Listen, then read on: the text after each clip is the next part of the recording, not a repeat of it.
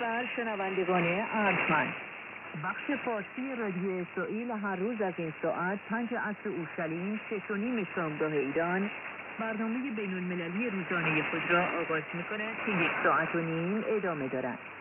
برنامه رادیو اسرائیل هر روز از این راه‌ها قابل دریافت است.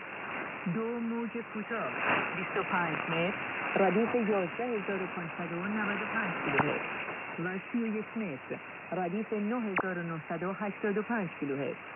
2 تاردمای اینترنتی ردیف.org یا تاردمای جهانی ما www.iba.org.il/world.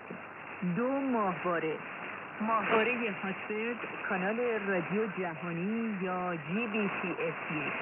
برنامه ما 3 بار دیگر نیز در شبانه روز به روی همین کانال بازپخش می‌شود و ماهواره اسرائیلی آموس رشت هی.